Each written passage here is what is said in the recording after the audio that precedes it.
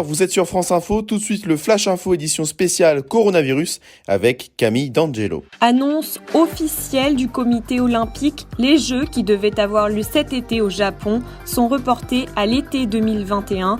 En début d'après-midi, c'est le Premier ministre japonais Shinzo Abe qui a proposé le report des JO. Pourtant, jusqu'à aujourd'hui et malgré l'avis du CIO, le gouvernement japonais s'est obstiné à voir les Jeux olympiques se dérouler comme prévu. La pandémie du coronavirus a mis inévitablement le sport à l'arrêt et a fait 18 000 décès dans le monde entier. On retourne en France où Macron réunit à 17h un nouveau comité scientifique contre le coronavirus. Nommé le CAIR, il est composé de 12 chercheurs et médecins chargés de conseiller le gouvernement sur les traitements et les tests contre le Covid-19.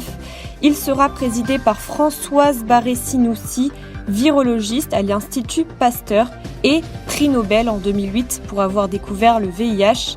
D'ailleurs, elle s'oppose avec réserve à l'autre figure phare de ce comité, l'infectiologue Didier Raoult. C'est lui qui est à l'initiative des essais de la chloroquine sur 24 patients atteints par le virus. Ce sera un des débats de ce comité.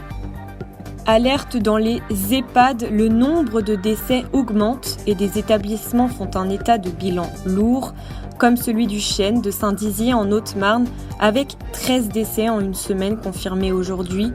Malgré le confinement, ce sont des foyers de propagation rapide et violente où les personnes âgées sont déjà atteintes de maladies graves.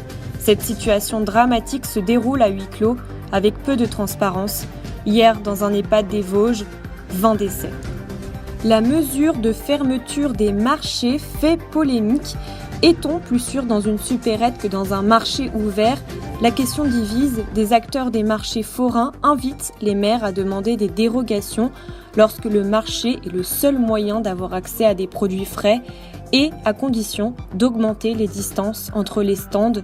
Autre mesure de durcissement du confinement, le sport ne peut être pratiqué que dans un rayon de 1 km autour de chez soi. Rappelons que le bilan en France est proche de 900 morts et qu'encore 2000 patients se trouvent en réanimation. Et malheureusement aujourd'hui, c'est deux légendes qui nous quittent. Le saxophoniste Manu Dibango est décédé à l'âge de 86 ans. Le papy groove géant de la musique africaine a succombé au Covid-19. Les obsèques se dérouleront dans l'intimité, mais un hommage lui sera rendu dès que possible.